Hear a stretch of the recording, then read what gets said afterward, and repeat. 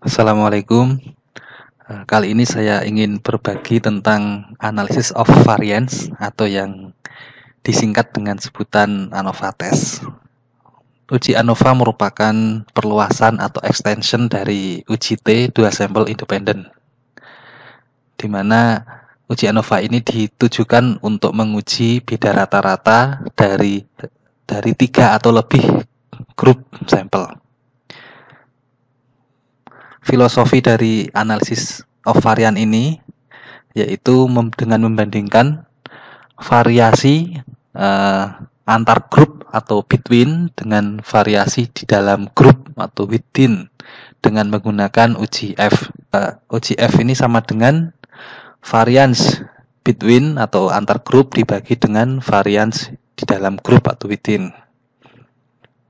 Penarikan kesimpulan adalah jika F-test kurang dari atau sama dengan F-tabel atau critical value, maka terima null hipotesis.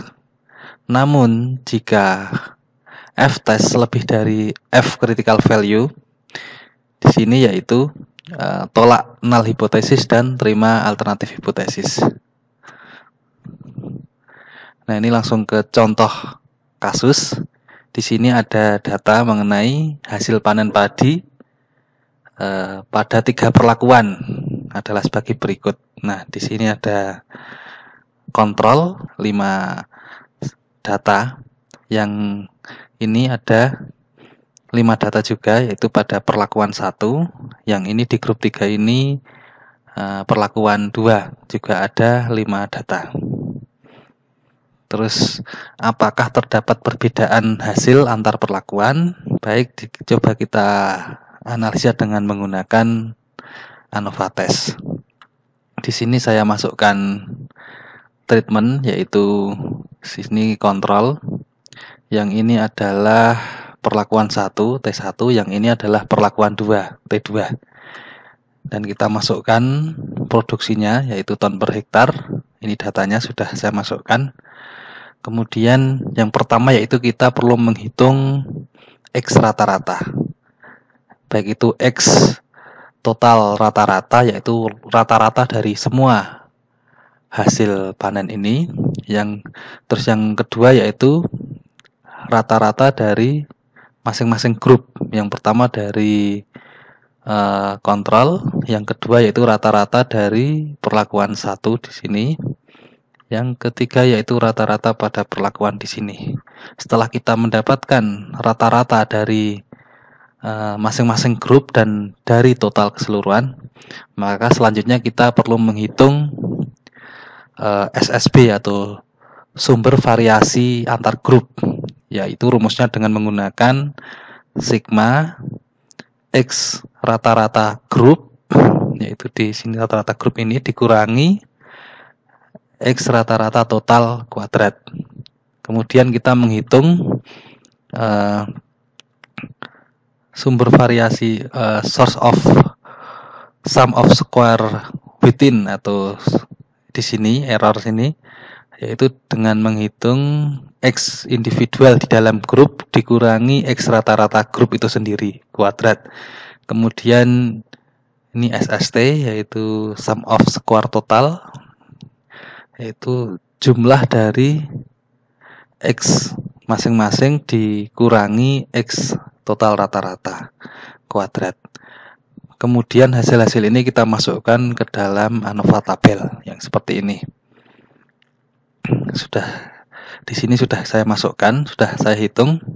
Yang pertama yaitu untuk SSB ini hasilnya adalah 54. Nah, ini di sini 54. Terus SSW ini 14,8 dan SST 69,33. Kemudian kita tentukan degree of freedom. Yang pertama yaitu model atau pada between, yaitu jumlah grup dikurangi 1, yaitu 3. Di sini ada 3 grup dikurangi 1, yaitu 2. Kemudian dalam within atau error di sini jumlah total dikurangi jumlah grup, yaitu 15 dikurangi 3 ada 12. Kemudian kita menghitung mean of square. Yang pertama itu mean square di dalam antar grup, itu between 54,53 dibagi 2, ini 27,27. Sedangkan untuk MS antar grup yaitu 14,8 dibagi 12, 1,23. Nah, kemudian baru kita dapat menghitung F-testnya, yaitu dengan variance between dibagi variance within, yaitu hasilnya 22,11. Jika kita bandingkan dengan F-tabel pada tingkat signifikansi 5%, dan dengan dengan numerator degree of freedom 2 ini, dan dengan denominator degree of freedom-nya 12. Di sini kita memperoleh angka 3,885 atau 3,89. Nah, ini 3,89. Dan apabila kita hitung p-value-nya yaitu 0,000 dan hasilnya signifikan. Di sini F-test lebih besar dari F-tabel, sehingga tolak null hipotesis dan terima alternatif hipotesis. Sehingga dapat ditarik kesimpulan bahwa terdapat perbedaan rata-rata hasil panen di antara perlakuan.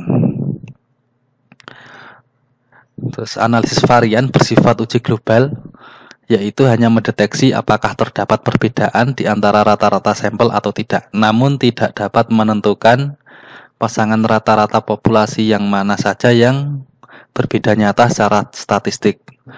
Sehingga untuk menentukan pasangan rata-rata sampel mana saja yang berbeda nyata, maka perlu digunakan uji lanjut atau post hoc dengan menggunakan uji Tukey HSD atau uji Benforoni, uji LSD, uji Duncan, uji Scheffler, dan sebagainya. Nah, di sini saya mencoba untuk menghitung secara manual uji lanjut dengan menggunakan LSD atau least significant difference. Null hipotesis yaitu perbedaan rata-rata antara X rata-rata grup 1 dengan rata-rata grup 2 kurang dari atau sama dengan LSD critical value. Sedangkan alternatif hipotesis yaitu perbedaan rata-rata antara dua grup lebih besar daripada LSD critical value.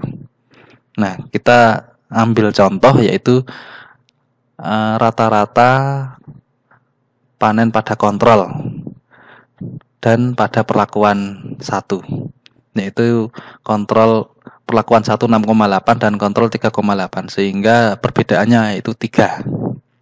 Sehingga LSD kritikalnya yaitu dihitung dengan rumus ini. Critical value 5%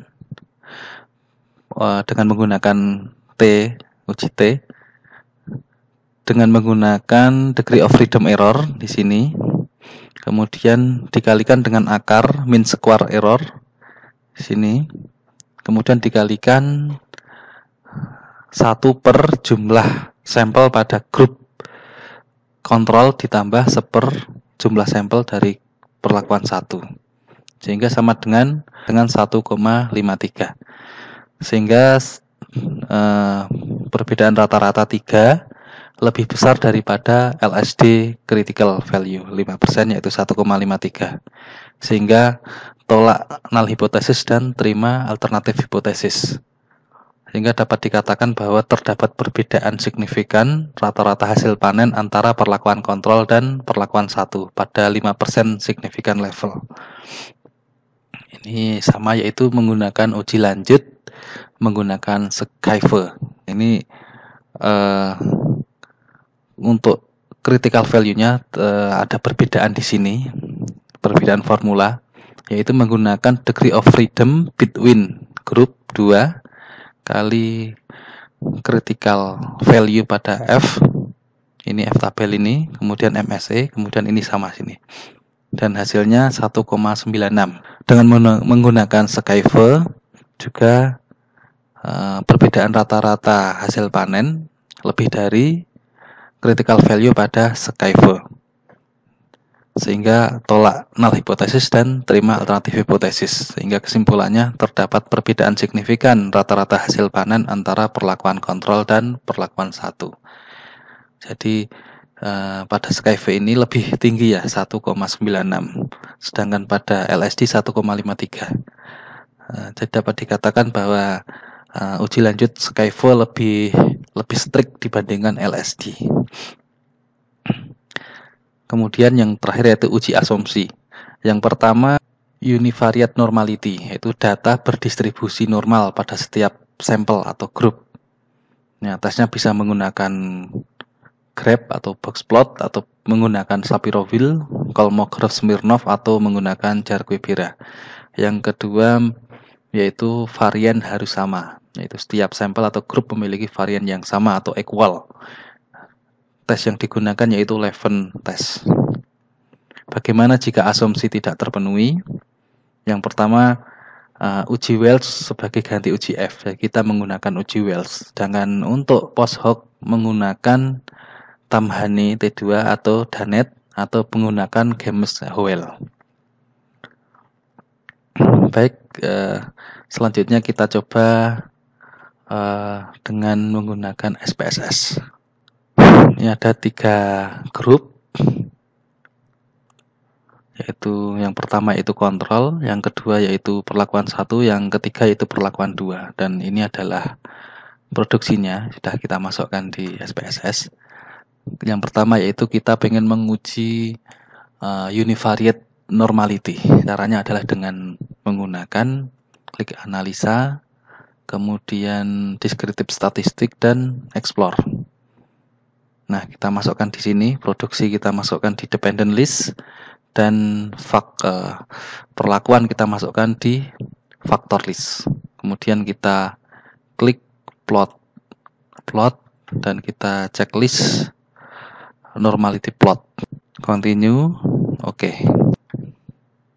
Nah, ini tes normality. Kita dapat melihat di sini bahwa pada T0 atau kontrol itu normal, datanya normal karena lebih dari 0,05. Kemudian pada treatment 1 normal dan treatment 2 normal, sehingga lolos tes asumsi normality. Apabila kita lihat dengan menggunakan dengan grafik, yaitu dengan box plot, kita dapat dilihat di sini bahwa data di sini normal karena tidak ada outlier. Ini juga normal semuanya. Klik analyze, kemudian compare mean, one by ANOVA. Kita masukkan produksi di dependent list dan treatment di faktor. Kemudian kita klik option. Nah, kita cek homogeneity variant test. Dan kita klik well di sini. Kemudian continue. Untuk post hoc kita pilih LSD, SCIFO, dan bisa yang lain juga.